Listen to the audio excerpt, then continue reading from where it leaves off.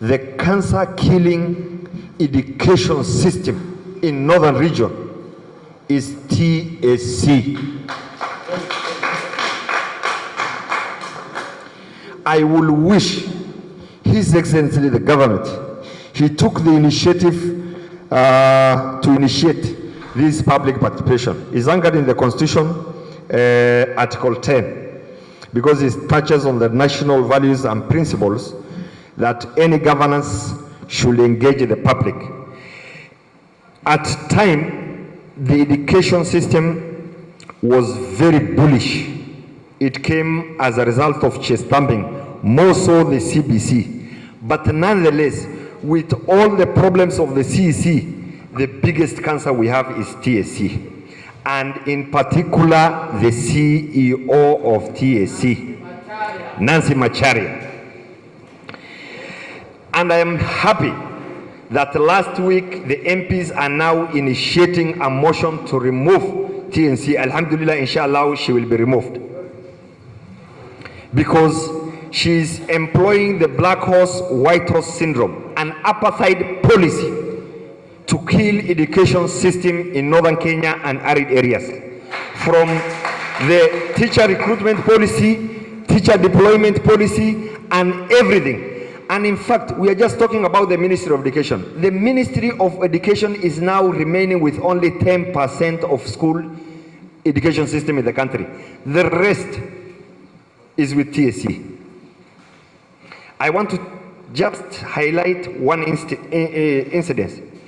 There was a time an affirmative action was brought by CS Amina while she was the CS Education.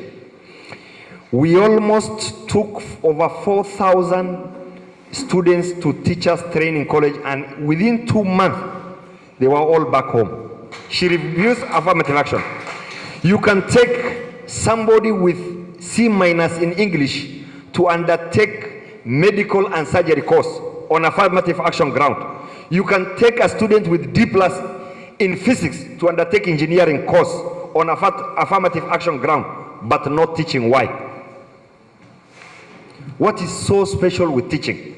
If you go to COOPS, they have an affirmative action on gender, marginalization, and special interests like PWDs.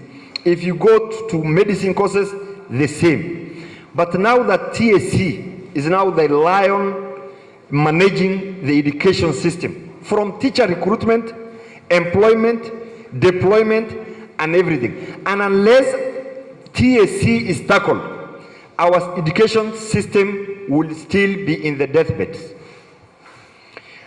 We have schools that are managed by ECD teachers. Hamei Primary School in Damajali has 400 children, 2 TSC teachers.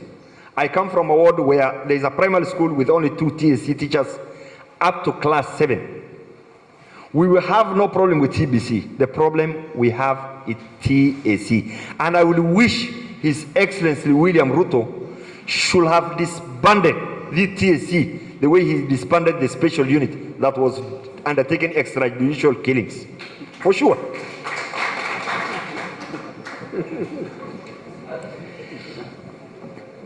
Coming to the education, I think the roles should be defined. TSC was anchored in the Constitution. Nonetheless, you must put our proposal that TSC should be a department under the Ministry of Education for proper management of schools.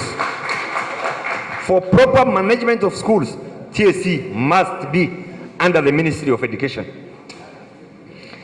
Coming to CBC, this is a good curriculum. Nonetheless, with all the factors, challenges, there was no public participation. Matiangi, the ministry, were just bullish and chest thumping and wanted to force down our throats. And now the whole country is crying. Probably we have the same problem all over the country, that the system is bulky, it is resource intensive, but our problems are unique. We don't have teachers. What kind of CBC are we talking about when the teachers are even not there?